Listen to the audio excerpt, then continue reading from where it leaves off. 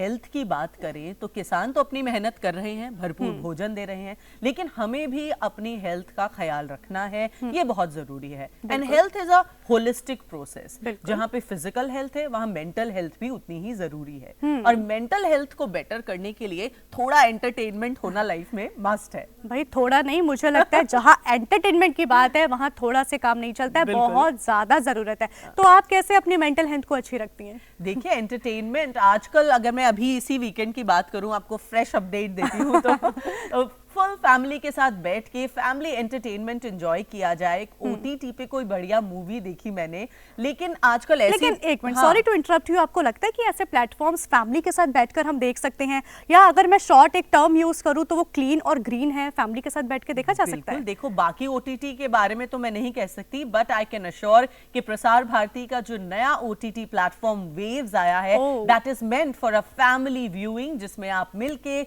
अच्छी भाषा, अच्छा कंटेंट पूरे परिवार के साथ बैठ के एंजॉय कर सकते हैं। चलिए, तो इसका मतलब आपका वीकेंड अच्छा रहा, और इस वीकेंड मैं भी अपनी फैमिली के साथ बैठकर वेब्स के ऊपर ये सारा एंटरटेनमेंट का तड़का देखने वाली हूँ। तो प्रियदर्शनी, ये तो हो गई हमारी एंटरटेनमेंट यानी कि मेंटल हेल्थ। अगर हम बात करें, जैसा कि हमने अपने दर्शकों को बताया, हमारी फिजिकल हेल्थ, यानी अब हम बात करेंगे हमारी हेल्थ इंश्योरेंस के बारे में।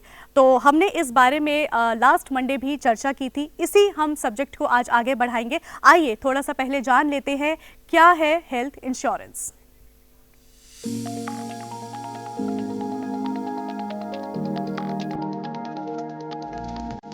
सेहत यानी स्वास्थ्य एक ऐसा धन है जिसे कोई चोर चुरा नहीं सकता, लेकिन यह भी सच है कि मुसीबत बताकर नहीं आती। पैसों की कमी के कारण इलाज में दिक्कत ना हो, इसके लिए बेहतर उपाय है स्वास्थ्य बीमा। हेल्थ इंश्योरेंस पॉलिसी दुर्घटना, बीमारी या चोट लगने पर होने वाले मेडिकल खर्चों के लिए कवरेज देती है। कोई भी व्यक्ति तय समय अवधि यानी हर महीने या हर साल प्रीमियम पेमेंट कर ऐसी पॉलिसी का बेनिफिट उठा सकता है। इस पीरियड के दौरान अगर इंश्योरेंस किया गया व्यक्ति दुर्घटना का शिकार हो जाता है या उसे कोई गंभीर बीमारी हो जाती है, तो इलाज पर किए गए खर्च को इंश्योरेंस प्रोवाइड करने वाली कंपनी द्वारा उठाया जाता है।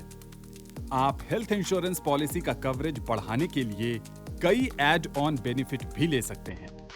भारत में कई तरह के स्वास्थ्य बीमा उपलब्ध हैं। इनमें individual health insurance, family floater health insurance, senior citizen health insurance, group health insurance, maternity cover के साथ हेल्थ इंश्योरेंस के टॉप अप हेल्थ इंश्योरेंस प्रमुख हैं। जिस तरह नियमित व्यायाम और बेहतर लाइफस्टाइल स्वस्थ जीवन के लिए जरूरी हैं, ठीक ऐसे ही इलाज पर होने वाले खर्च से टेंशन फ्री रहने के लिए महत्वपूर्ण है हेल्थ इंश्योरेंस।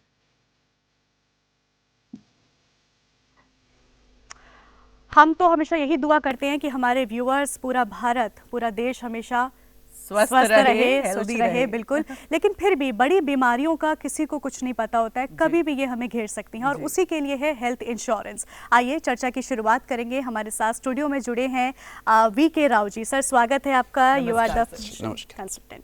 सर, हमने लास्ट वीक बात की थी कि हेल्थ इंश्योरेंस क्यों ज़रूरी है, किन बातों का ध्यान रखते हुए हमें हेल्थ इंश्योरेंस खरीदना चाहिए। चर्चा को इसी यहीं से कंटिन्यू करेंगे। अब मैं आपसे जानना चाहूँगी सर, हेल्थ इंश्योरेंस लेने के बाद में जब कोई इंसान उसको क्लेम करता है तो कई बार ऐसा देखा जाता है कि वो रिजेक्ट हो जाता है या डिनाई हो जाता है। तो सबसे पहले यही जानना चाहूँगी कि ऐसा क्यों होता है? जी अंशु जी, बहुत बार होता है और एक बहुत बड़ी समस्या है कि हम प्रीमियम दे रहे हैं और उसके बाद जब हमें ज़रूरत होती है, हम किसी हॉस्पिटल में एडमिट हो रहे हैं, उसके बाद उसमें दो तरीके क्लेम होते हैं। एक होता है कैशलेस, यदि नेटवर्क के हॉस्पिटल्स हैं, दूसरा होता है रीइंबर्समेंट। कैशलेस का क्लेम हम इसलिए प्रीफर करते हैं कि हमको अपने पॉकेट से पैसा उस वक्त नहीं देना पड़े जब हम हॉस्पिटल में एडमिट हो रहे हैं। तो प्रिफरेबल यही है कि आप नेटवर्क हॉस्पिटल में एडमिट हो जिसमें आपका कैशलेस क्लेम उसी वक्त मिल जाए, आपको अपने पॉकेट से कुछ भी नहीं देना। इसके बारे में सर आपसे तफसील से जानते हैं, पहले अपने दर्शकों को बता दें कि ये एक फोन इन कार्यक्रम है। आप हमारा फोन नंबर नोट कर सकते हैं। अगर कोई भी मन में सवाल है तो कृपया पूछे। नंबर है 011-230-97532। तो अपने सवाल निरंतर हमसे पूछते रहिए। तो सर, आप बता रहे थे कि क्लेम में ऐसे कोई डॉक्यूमेंट्स हैं जिन्हें हमेशा हमें रेडी रखना चाहिए अपने पास, जो इंश्योरेंस कंपनीज डिमांड करती हैं at the time of asking for a claim? जी, उनका एक लिस्ट ऑफ डॉक्यूमेंट्स होता है। जब भी हम क्लेम करते हैं तो उन डॉक्यूमेंट्स को, जैसे पुरानी कोई बीमारी है, हमको उनको रखना चाहिए। जी किसी को शुगर की प्रॉब्लम है, किसी को हार्ट की प्रॉब्लम है, पहले से कोई इंजरी हुई है, जी तो उसके बारे में हमको अपने डॉक्यूमेंट सारे प्रॉपर फाइल बना करके सुरक्षित रखना चाहिए। यदि कोई वेरिफिकेशन प्रोसेस होता है तो हम उसमें सबमिट कर सकें। चीजों को छुपाने के बजाय बताना ज्यादा बेहतर होता है। जी। सबसे बड़ा कारण होता है क्लेम रिजेक्शन का कि हम बातों को, बीमारियों को छुपा के रखते हैं, लेते हैं, अपनी बिल्कुल। आदतों को छुपा के रखते हैं। हाँ, तो ये जैसे कुछ किसी को- सावधानियां हैं जो जी। हमें एक आम इंसान को बरतनी बिल्कुल, चाहिए। हमको पॉलिसी लेते वक्त अपनी सारी जो चीजें हैं, इन सब चीजों, जैसे किसी को स्मोकिंग की आदत है, किसी को अल्कोहल की आदत है, टोबैको, उसको डिस्क्लोज करिए, आपका प्रीमियम थोड़ा बढ़ जाएगा। लेकिन जब कोई बड़ी जरूरत पड़ेगी, आप एडमिट हो रहे हैं, तो रिजेक्ट नहीं होगा। जी सर, प्री एग्जिस्टिंग जो कुछ डिजीज होती हैं, या जैसे आपने शुगर का नाम लिया, बीपी का नाम लिया, क्या ये भी इसमें ऑटोमेटिकली कवर्ड होती है? ऑटोमेटिकली कवर्ड होती है, बट उसका एक वेटिंग पीरियड होता है। तो आप उस वेटिंग पीरियड के क्लास को अच्छी तरह कि से आपने समझें। आज पॉलिसी ली है, 3 साल बाद कहिए, 1 साल बाद, 2 2 साल साल बाद, बाद 3 साल बाद, ये 4 लागू साल होगा। बाद, हाँ। ओके। उसके बाद ही इस बीमारी के ट्रीटमेंट का पैसा आपको मिलेगा। एंड जैसे कोई बड़ी बीमारियों की अगर बात करें, जैसे कई लोग जिनको फाइनेंशियल क्राइसिस महसूस होता है, कैंसर जैसी बड़ी बीमारी से जब ग्रसित होते हैं तो फाइनेंशियल नीड बढ़ जाती है। ऐसे में क्या नॉर्मल हेल्थ इंश्योरेंस इसको कवर करता है या कोई स्पेशल इंश्योरेंस पॉलिसीज होती हैं? Normal health insurance critical illness को कवर करता है प्रियदर्शनी जी, बट क्रिटिकल इलनेस जो होती है, जी। उसमें क्रिटिकल इलनेस के लिए अलग से। अलग से भी लेना पड़ता है। यदि वो बेहतर है कि आपके परिवार में कोई आदमी किसी क्रिटिकल इलनेस से ग्रसित है, तो उसके लिए आप क्रिटिकल इलनेस की पॉलिसी लें, क्योंकि लॉन्ग टर्म ट्रीटमेंट चलने वाला है, लेकिन सर, महंगा अगर ट्रीटमेंट मुझे होने वाला है। अगर आज ही आपको पता चला कि ऐसी कोई गंभीर बीमारी मुझे हो गई है, अब मैं अगर आज इंश्योरेंस लूंगी तो वो कवर नहीं करेंगे, नहीं राइट? करेगा। तो आपको पहले से ही अगर अंदेशा है या आपको लगता है माहौल देख के, समाज देख के कि ऐसा हो सकता है,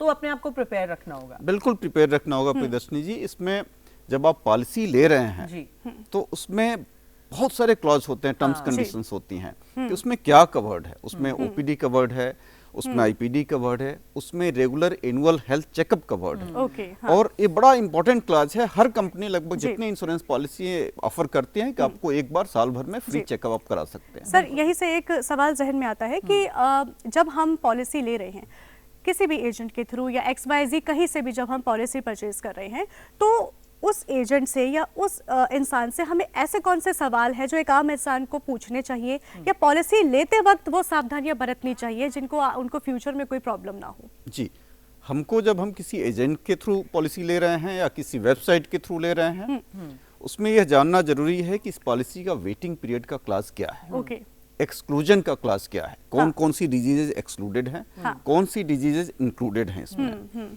तो जब हम जानते हैं कि ये डिजीजेज हमारी एक्सक्लूडेड हैं, तो हमको यदि इंक्लूड कराना है कि नहीं भाई हमको ये प्रॉब्लम हो सकती है, बिल्कुल। हम दिल्ली में रह रहे हैं, हमको हो सकता है अस्थमा की प्रॉब्लम हो जाए, यहाँ पॉल्यूशन ज्यादा है, तो हमको पहले से ही सोचना चाहिए कि भाई ये हो सकती है प्रॉब्लम, और ये यदि बीमारी कवर्ड नहीं है तो हम इसको इंश्योर करें कि हमारे पॉलिसी में कवर्ड होए। हाँ। ओके। पर सर, जैसे हमें सभी को पता है बीमारी एक ऐसी चीज है जो दस्तक देके नहीं आती, अचानक पता चलता है। अब ऐसे में इंश्योरेंस है मेरे पास, बट वो एग्जॉस्ट हो गई है, तो उसमें कोई टॉपअप की सुविधा होती है या उसका कोई और विकल्प है?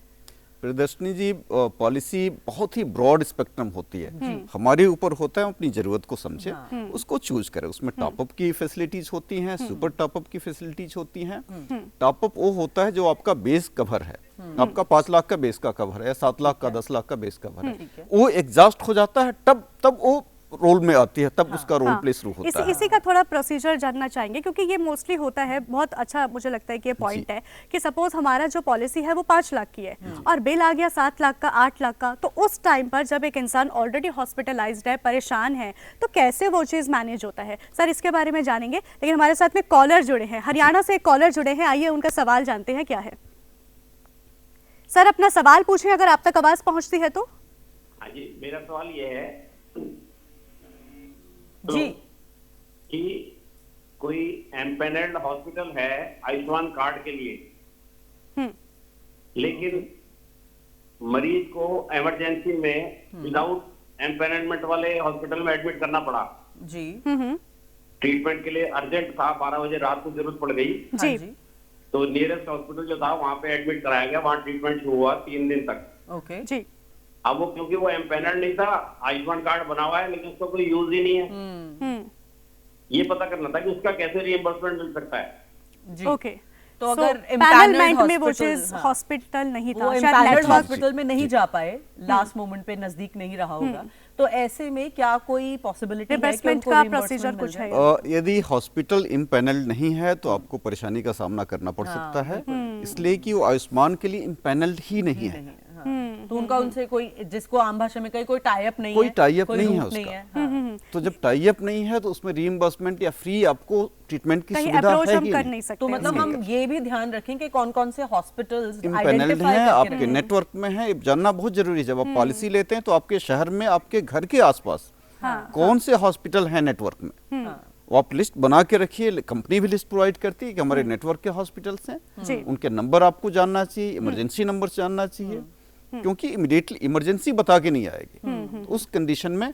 और आप जब भी ऐसी कोई घटना होती है, आप अपने इंश्योरेंस कंपनी को जरूर इमीडिएटली इन्फॉर्म करें, ओके, जिससे कि उनको भी टाइम मिल जाए आपके प्री ऑथ क्लेम्स को या कैशलेस क्लेम्स को प्रोसेस करने के लिए। प्रोसेस करने के लिए। जी सर, पुनः उस सवाल पर मैं एक बार आना चाहूंगी। हमारा सवाल था कि क्लेम जो है, हमने पॉलिसी 5 लाख की ली है, बिल 7 लाख का आ गया जी। और इंसान ऑलरेडी एक उस वक्त परेशानी में घिरा हुआ है, तो हॉस्पिटल में ये चीज कैसे प्रोसीड किया जाता है? टॉपअप का प्लान या कैसे होता है ये? अंशु जी, ये काम इंश्योरेंस कंपनी के थ्रू हमको करना पड़ता है। उसमें एड एंड बेनिफिट्स होती हैं, टॉपअप पॉलिसीज होती हैं, एक सुपर टॉपअप करके भी आता है। टॉपअप और सुपर टॉपअप में हम जब एडमिट है, हमको जरूरत है, हम करा सकते हैं, कोई प्रॉब्लम नहीं है। हाँ। प्रीमियम हमको उसका एक्स्ट्रा देना पड़ता है। टॉपअप और सुपर टॉपअप में फर्क ये है, टॉपअप जब डिडक्टेबल पॉलिसी का जो बेस कवर है खत्म हो जाता है, उसके बाद जैसे हमारा 5 लाख का बेस कवर है, 10 लाख का बेस कवर है, वो एग्जॉस्ट हो गया, उसके बाद हमारा टॉपअप शुरू होता है। ओके, तो सर टॉपअप भी हम अपनी मर्जी से ले सकते हाँ, हैं ले या वो सकते हैं हम। कंपनी 2 की तरफ साल से का, plan? 3 साल का, 2 लाख का, 3 लाख का, 5 लाख का, हाँ। कितने का पर सर टॉपअप आपका हमको चाहिए? प्रीमियम भी उसी हिसाब से कैलकुलेट प्रीमियम उसी हिसाब तो से वो calculate प्रीमियम जो होगा। बढ़ोतरी होगी वो सिर्फ उस साल के लिए होगा या हर साल के लिए वो बढ़ेगा? नहीं, प्रीमियम हर साल के लिए हर साल- बढ़ेगा। हर यदि साल आपने के लिए पॉलिसी बढ़ के साथ जाएगा। ले रखा है टॉपअप या सुपर टॉपअप, तो हर साल के लिए आपका सर एक प्रीमियम और बढ़ रहा है। कॉलर महाराष्ट्र से संजय जी हमारे साथ जुड़े हैं, आपका स्वागत है जी शो में, अपना सवाल पूछें। हेलो, जी संजय जी, अपना सवाल पूछे। मेरा एज 62 है, मेरे को कम प्रीमियम में इंश्योरेंस कहाँ मिलेगा? अच्छा, देखिए ये एक बड़ी आम हर सवाल भारतीय है जनता की जी, आवाज है ये। क्योंकि बढ़ती उम्र के साथ जब आपकी आय कम हो जाती है तो आपको लगता है कि कम प्रीमियम में कवर मिल जाए, इसके बारे में आप क्या कहना चाहेंगे? संजय जी, आपको देखना पड़ेगा कि आप किस जोन में हैं, किस शहर में हैं। आप किसी बड़े शहर में हैं तो उसका प्रीमियम भी बढ़ जाता है, तो आप उस जोन के हिसाब से पॉलिसी लीजिए। कि आप मान लीजिए गांव में हैं तो, या किसी टायर 3 टाउन में है, सिटी में है, तो उसकी पॉलिसी का प्रीमियम कम होता है। अच्छा, फिर आप अपने आदतों के हिसाब से, अपने हेल्थ की रिक्वायरमेंट के हिसाब से प्रीमियम डिसाइड करेंगे। यदि आदतें कुछ बुरी नहीं है तो प्रीमियम ऑटोमेटिकली कम हो जाएंगी। आपके फैमिली में कोई पुरानी बीमारी नहीं है जो जेनेटिक है, जिसको आप इनहेरिट कर रहे हैं, या परिवार में कई लोगों को हो चुकी है, चांसेस ज्यादा हैं, तो ये सब सोच समझ करके आप प्रीमियम लीजिए। जी। प्रीमियम कम की पॉलिसीज हैं मार्केट में, बिल्कुल अवेलेबल है। आप अपनी जरूरत के हिसाब से, अपने सर। शहर के हिसाब से, किन हॉस्पिटल्स में आपको जाना चाहते हैं, उसके हिसाब से कम प्रीमियम की पॉलिसी तो डिसाइड सर कर मतलब सकते इन सारे पॉइंटर्स को देखते हुए हमें जी। एज के साथ में किसकी कितनी क्या जरूरत है, उन सब पॉइंटर्स को देखते हुए पॉलिसी लेनी चाहिए। सर यहाँ से एक सवाल मेरे जहन में आता है कि मैं अपने से बात करती हूँ, मैंने हेल्थ इंश्योरेंस लिया हुआ है और भगवान ने चाहा तो सर अगले 6 महीने में मुझे विदेश जाने का मौका मिल सकता है। तो जब मैं विदेश जाऊँ और अगर मैं वहाँ पर बीमार हो जाती हूँ, तो क्या मैंने जो यहाँ पर प्लान लिया हुआ है जी। उसका बेनिफिट मुझे विदेश में मिलेगा?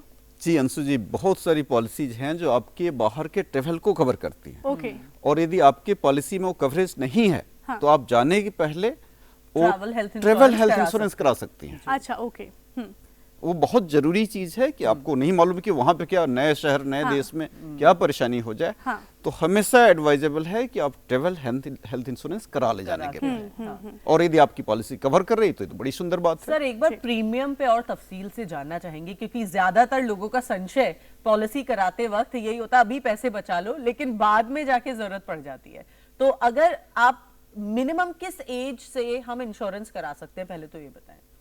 आप पैदा होने के बाद से आपके पेरेंट्स आपका इंश्योरेंस करा सकते हैं। दैट इज क्लब्ड, वो आपके क्लब्ड पेरेंट्स के है। साथ होता आप है। यदि ग्रुप इंश्योरेंस लेते हैं, फैमिली फ्लोटर लेते हैं, तो उसमें आपका फैमिली फ्लोटर में कवर्ड होता है, आप कवर कर सकते हैं। ओके। बट उसको लेते वक्त जरूर ध्यान रखें, जब आपका कम एज है तो आपको 3 लाख का कवरेज भी काफी है, 4 लाख का कवरेज, 5 लाख का कवरेज ज्यादा है। बिल्कुल। लेकिन जब आपकी उम्र ज्यादा है, हाँ जी। जब किसी गंभीर बीमारी से ग्रसित होने की संभावना भी ज्यादा हो जाती है, तो आपका कवरेज भी बड़ा होना चाहिए।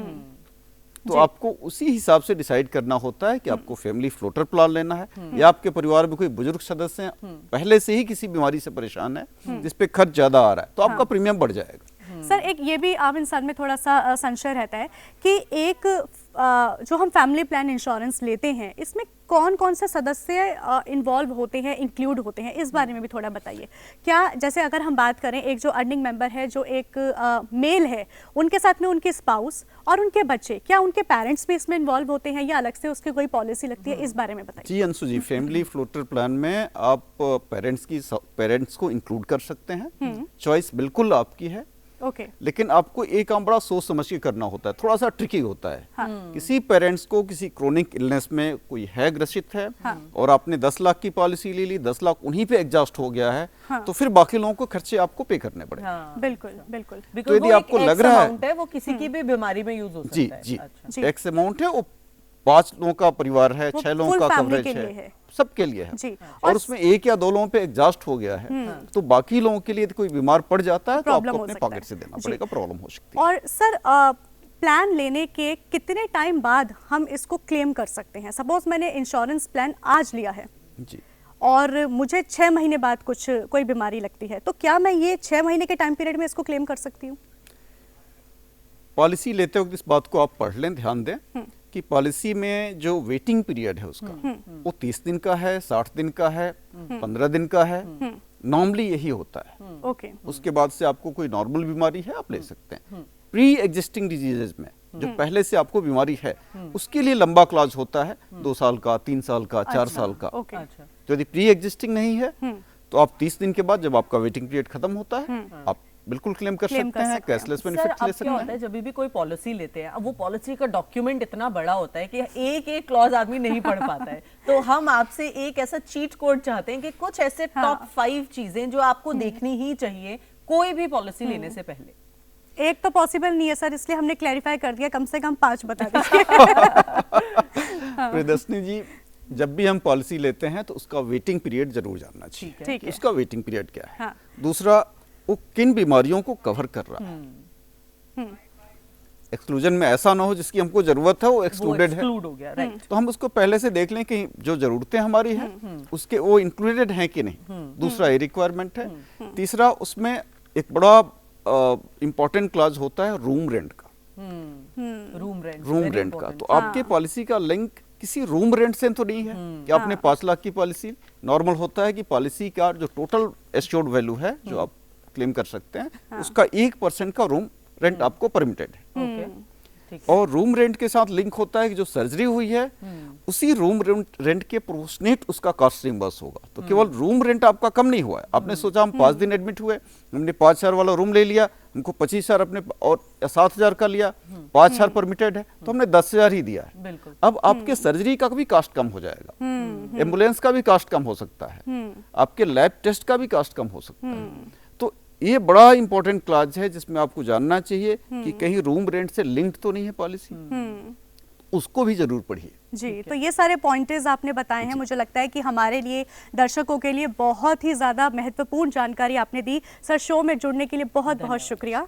और हम बस यही आपसे विनती करेंगे व्यूअर से कि जिन्होंने अभी तक हेल्थ इंश्योरेंस नहीं करवाया है, समझदारी के साथ में ये स्टेप लें और अपने परिवार का ख्याल रखें।